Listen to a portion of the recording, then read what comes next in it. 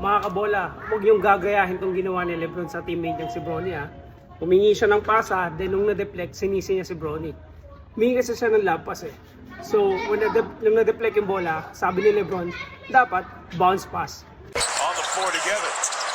Ronnie to LeBron. And kind of looks at his son and says, give me a bounce pass. I love that look because that look was not... Tama ba si Lebron? Well, para sa akin, mali si Lebron dito. Bakit? Basic basketball tayo mga kabola. Kapag hihingi ka ng pasa, bilang receiver, ikaw yung magsisignal sa passer kung saan ka tatanggap ng bola. Katulad dito, sa post-up na ginawa ni Lebron, tinaas na yung kamay niya. This is the signal na dapat lampas o sa taas na kukunin yung bola. Kung bounce pass naman, dapat sa baba niya pinwesto yung kamay niya. Post up, then para ma-receive niya ng tama yung pasa. So tama ba si Lebron na sinisi niya si Bronny? At yan ang aking ang daming alam ni sis. Ako si Benson De La Paz. Follow for more.